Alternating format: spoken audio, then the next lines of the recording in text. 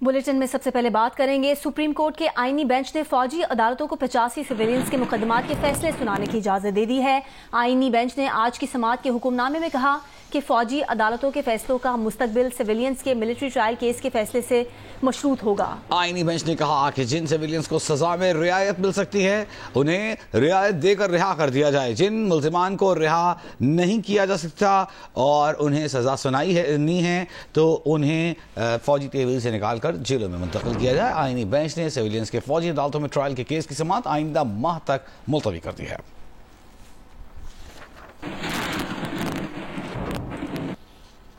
और अब आपको बताएं कि सिविलियंस के मिलिट्री ट्रायल केस की समाअत के दौरान जस्टिस जमाल मंदोखेल ने कहा, आर्मी एक्ट फौज की मुलाजमत के कवायद और डिसिप्लिन के लिए है। फौज में शामिल होने वाले को मालूम होता है कि उस पर आर्मी एक्ट लगेगा। क्या आर्मी एक्ट में तरमीम करके हर फर्द को उसके मातहत लाया जा सकता है? यह भी मद्देनजर रखें कि आर्मी एक्ट 1973 के आइन से पहले बनाया गया था। हुकूमत के वकील ख्वाजा हारिस ने कहा कि फौज में कोई भी जुर्म की नीयत से नहीं जाता, बुनियादी हुकूक जुर्म करने पर ही खत्म हो जाते हैं। जस्टिस मुसरत हिलाली ने कहा कि यहाँ बात बुनियादी हुकूक की नहीं, सिविलियंस और नॉन सिविलियंस की हो रही है। जस्टिस जमाल मंदोखेल ने सवाल उठाया कि क्या अदालत फैसले के दीगर पहलुओं का जायजा ले सकती है या अपील कुनंदा की इस्तदा तक महदूद रहेगी, जिस पर सरबराह आईनी बेंच जस्टिस अमीनुद्दीन खान ने कहा कि फरीकैन अपनी मारूजात तक महदूद रह सकते हैं लेकिन अदालत नहीं। जस्टिस मोहम्मद अली वज़ीर ने रिमार्क्स दिए कि कल भी कहा था कि 9 मई के वाक़यात की तफसील फराहम करें। फिलहाल अदालत के सामने सिर्फ मामला कोर कमांडर हाउस का है। अगर केस सिर्फ कोर कमांडर हाउस तक महदूद रखना है तो अभी आगाह कर दें। जिस पर एडिशनल अटॉर्नी जनरल ने बताया कि अदालत को बताया कि 9 मई की तफसीलात आज ही मौसूल हुई हैं, जिन्हें मुतफर्रिक दरखास्त में अलग से जमा कराएंगे। कौमी टीम के ऑलराउंडर इमाद वसीम ने इंटरनेशनल क्रिकेट से रिटायरमेंट का ऐलान कर दिया है। अपने बयान में इमाद वसीम ने कहा है कि बड़ी सोच विचार के बाद इंटरनेशनल क्रिकेट से रिटायरमेंट का फैसला किया है। पाकिस्तान की नुमाइंदगी करना मेरी जिंदगी का बहुत बड़ा एजाज है। अहम खबर आपको दे रहे हैं। कौमी क्रिकेट टीम के ऑलराउंडर इमाद वसीम ने इंटरनेशनल क्रिकेट से रिटायरमेंट का ऐलान कर दिया है। अपने बयान में इमाद वसीम कहते हैं कि बड़ी सोच विचार के बाद इंटरनेशनल क्रिकेट से रिटायरमेंट का फैसला किया है। पाकिस्तान की नुमाइंदगी करना उनकी ज़िंदगी का बहुत बड़ा एजाज़ है।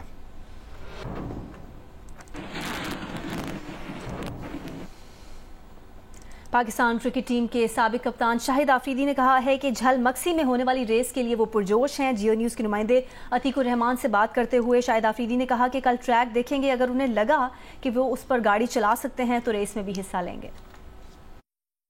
क्रिकेट के मैदान पे तो आपने शाहिद आफरीदी के चौके छक्के बूम बूम की आवाज़ें सुनी होगी, लेकिन अगर फास्ट ट्रैक हो, जब बात हो झल मक्सी रैली की, तो आज शाहिद आफरीदी हमें फास्ट ट्रैक मतलब झल मक्सी में भी नजर आ रहे हैं। शायद मतलब ये कैसी क्रिकेट के मैदान में तो आपको तेज देखा और इस तेज खेल के अंदर भी आप अतीक मेरे ख्याल में आई थिंक बड़ा ही ज़बरदस्त फेस्टिवल लगाते हैं ये हर साल। और नादिर भाई जो है, नादिर मक्सी साहब, उनके साथ मेरी मुलाकात रही और उन्होंने जो बताया कि काफ़ी अरसे से यहाँ पर रैली होती है और एक बलोचिस्तान, क्योंकि ये सुबह भी बहुत खूबसूरत है। मैं ऑनेस्टली अब मेरा ट्रैवल भी बहुत ज़्यादा है, लेकिन इस एरिया में मैं नहीं आया, फर्स्ट टाइम आया और इतनी बड़ी ज़बरदस्त किस्म की एक्टिविटीज़ सारी आपके कि एक पॉजिटिव चीज़ जो है वो देखने को मिल रही है बलोचिस्तान के अंदर। और मैं समझता हूँ कि इस मैसेज को ग्लोबली थ्रू मीडिया इसको जाना चाहिए, इस मैसेज को जाना चाहिए। बहुत सारे पार्टिसिपेंट हैं जो ईरान से भी आए हैं, दुबई से भी आए, लोग आए हैं यहाँ पे,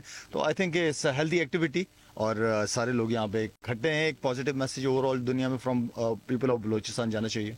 तो अभी सिर्फ कल रेस देखेंगे या कोई गाड़ी पे कोई घेर पे हाथ पाथ दबाएंगे?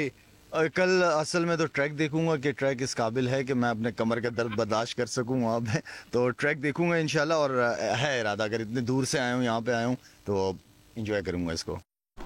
शाहिद आफरीदी झल मक्सी झल जीप रैली के लिए तैयार हैं। उधर मुल्क में पोलियो के मजीद 4 केसेस सामने आ गए हैं, जिसकी बाद रवां साल पोलियो केसेस की तादाद 63 हो गई है। नुमाइंदा जियो न्यूज़ शवाला असलम हमारे साथ मौजूद हैं, उनसे तफसील लेंगे। शवाला बताइए।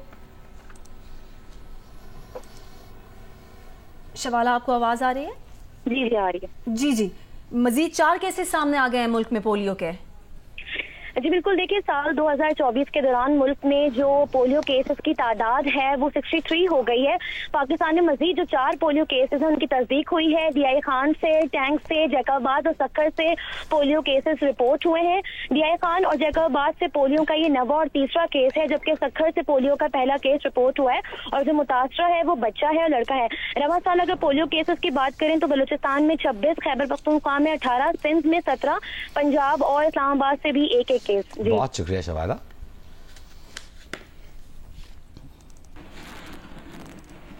पाकिस्तान तहरीक इंसाफ डी चौक एहतजाज में शहीद और लापता कारकुनान के मामले पर अदालत पहुंच गई है।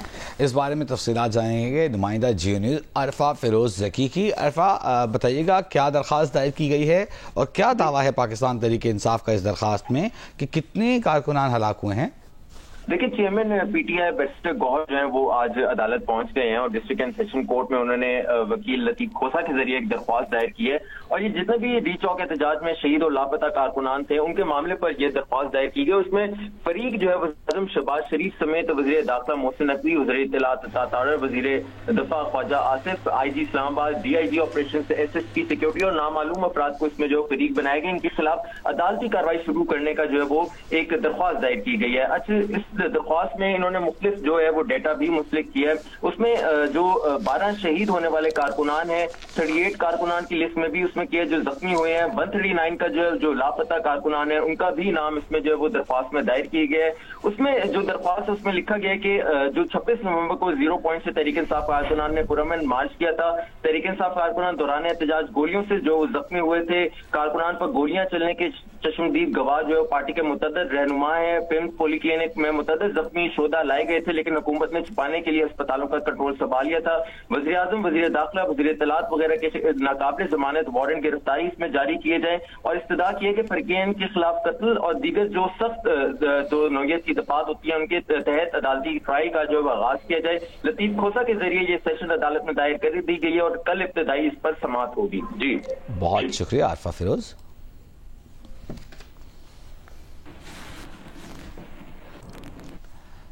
वज़ीर आज़म के वज़ीर बराए सियासी उमूर राना सनाउल्लाह ने कहा है कि तहरीक इंसाफ ने मुज़ाकरात के लिए कमेटी तो बना दी है लेकिन अब तक बातचीत के लिए पैगाम नहीं दिया। तहरीक इंसाफ का हमारे लिए अभी यही पैगाम है कि हम आपसे क्यों मुज़ाकरात करें। अगर तहरीक इंसाफ ने मुज़ाकरात का पैगाम भेजा तो हमारी तरफ से इनकार नहीं किया जाएगा। राना सनाउल्लाह ने यह बात जियो न्यूज़ के प्रोग्राम जियो पाकिस्तान में गुफ्तगू करते हुए कही।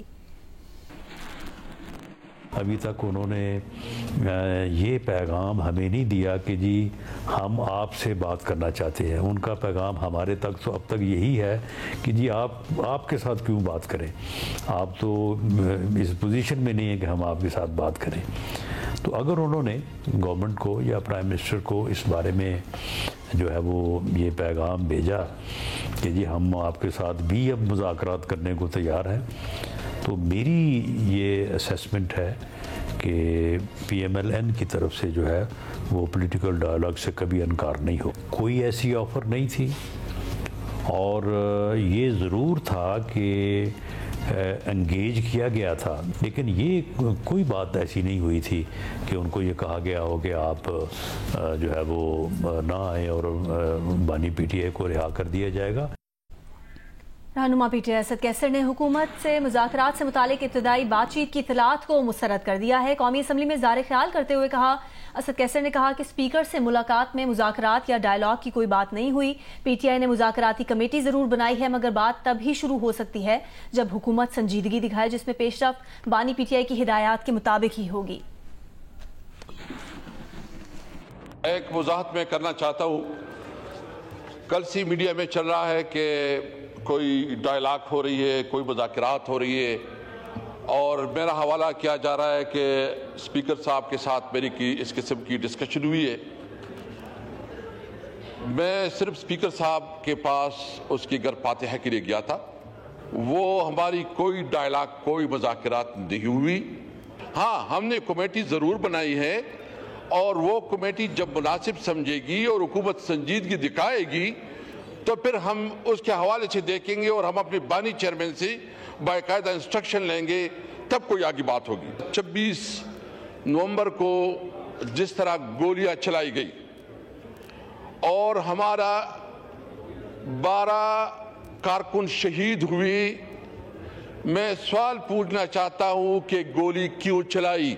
अगर कोई कानून बनता है कि इस्लामाबाद में ये कानून आप जलसा जुलूस नहीं कर सकते, तो ये कानून बुनियादी तौर पर आइन से वायलेशन है, वो गैर आइनी है, इसकी कोई हैसियत नहीं है। और जिस तरह इस कानून का हवाला देके इन्होंने नेती शहरियों पे, वर्कर पे, पीसफुल वर्कर पे जो गोलियां चलाई,